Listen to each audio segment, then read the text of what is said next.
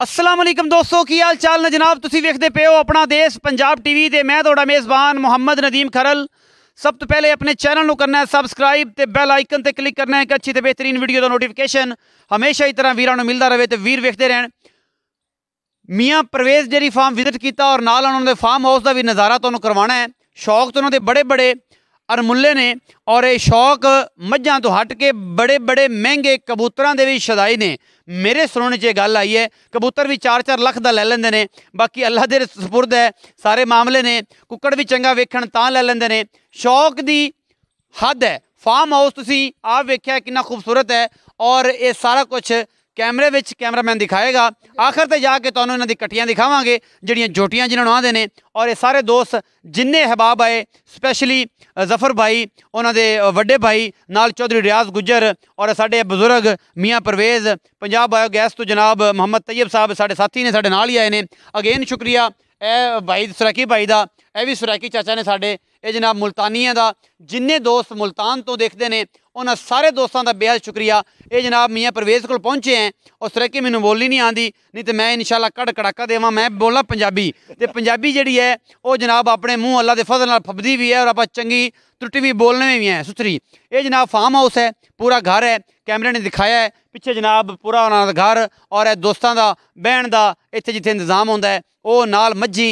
ये शौक कम ये सारा कुछ इक्को टाइम च कर लेना ये भी बड़ी अचीवमेंट होंदी है। और असीं फिर सलाम पेश करने हैं मियाँ परवेज़ साहब नूं कि जिन्होंने एडी मेहनत की और बंगलियां दे विच मझां रखियां ने। ये दोस्तों अगे भी मैंने कई बार सवाल किया कि यार बंगले च मझां रखी फिरदा है, ये शौक का मुल कोई नहीं। और जिहड़े जिन्होंने दिल तो ज़्यादा अहमियत दी जाए वो फिर बंगले होण ते भावें कुछ होवे, ये जनाब सारा कुछ ही उत्थे चलने हैं। तो जनाब असीं चलने हैं मियाँ साहब नूं लैके कि जनाब उन्हां दा कट्टियां ते जिहड़ियां उन्हां दी होम ब्रीड पिछे माशाअल्लाह जिहड़े कैटल्स खड़े ने वो दिखा लईए और नाले नाले उन्हां दे घर का विजिट पूरे फार्म का विजिट भी हो गया।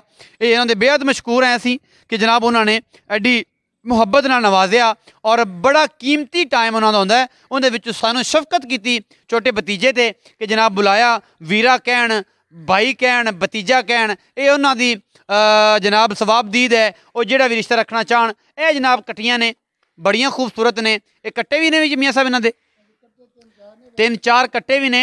ये होम ब्रीड दे विच कट्टियां भी ने और माशाअल्लाह 4 कट्टे और बाकी सारियां कट्टियां ने। ये कैटल्स ने नाइस बहुत ही खूबसूरत और आउट क्लास ये सारा मामला है और जिहदे विच कोई दो राय नहीं। अलहमदुलिल्लाह एक तो एक अद नगीना और इंशाअल्लाह आने वाले 3 सालों के विच ऐसा खूबसूरत ब्रीड मियाँ साहब दे कोल तैयार होनी है कि लोग सिर्फ गल्लां करते हैं और लेकिन इन्होंने काम किया और काम करके लोगों के विच एक नाम पैदा किया। एक तो एक वध मझ और एक तो एक वध जानवर, एक तो एक वध कट्टी। दोस्त कदे भी धोखा ना खान किसी भी चीज़ से ब्रीडिंग ते अपने जानवर नूं ब्रीड करना है ब्रीड करना है तो वो वास्ते जानवर का बुल का नस्ली और वो खानदान का होना बड़ा जरूरी है। और मैं रिकमेंड कराँगा कि तुसी अगर दोस्त पहली गल तो मियाँ साहब सेल परचेज वाला काम उम्मीद तो करते ही नहीं क्योंकि शौक है इन्हों और शौक जुनून की हद तक करते हैं। मियाँ साहब सवाल वैसे कर लेने हैं अगर मियाँ साहब एतराज़ ना करन तो कैमरामैन तुसी विखाओ जी ये इन्होंने सारे शौक तुसी मियाँ साहब पुछने हैं।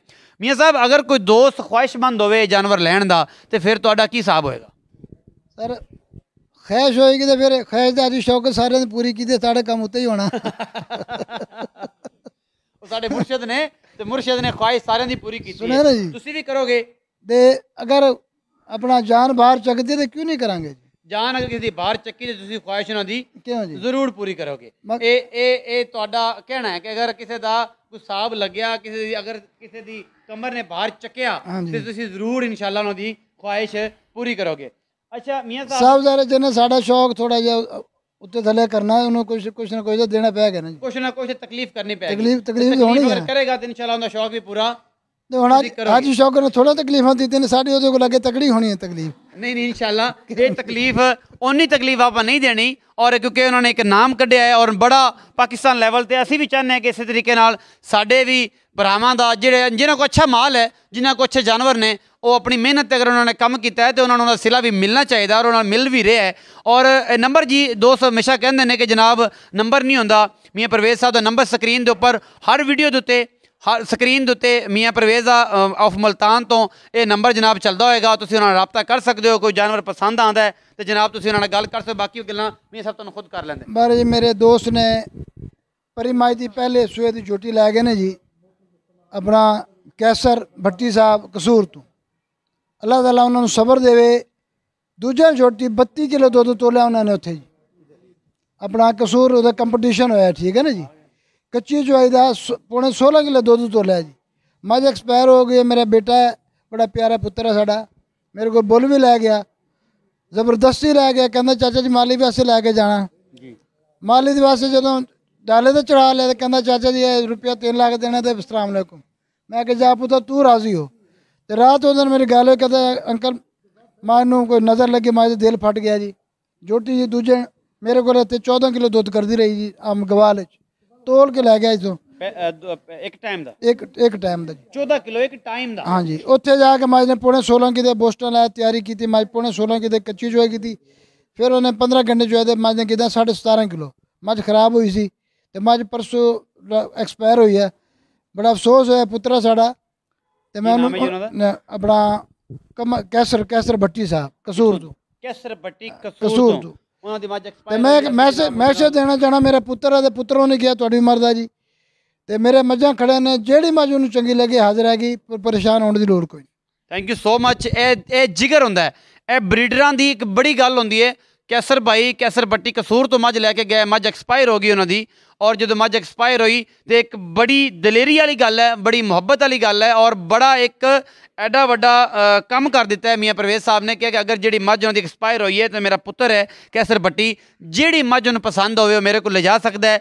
ਦਿਲ ਛੋਟਾ ਨਾ ਕਰੇ, ਇਹਦੇ ਤੇ ਫੋਕਸ ਕਰੇ, ਕੰਮ ਕਰੇ। ਔਰ ਅਸੀਂ ਜਨਾਬ ਸਪੈਸ਼ਲ ਇੱਕ ਹੋਰ ਗੱਲ ਵੀ ਮੀਆਂ ਸਾਹਿਬ ਕਰਨ ਲੱਗੇ ਨੇ। ਇਹ ਮੇਰਾ ਪਹਿਲਾ ਮੌਕਾ ਹੈ ਜੀ। ਦੋਸਤਾਂ ਨੇ ਮੈਨੂੰ ਗਿਫਟ ਹੀ ਦਿੱਤਾ ਜੀ।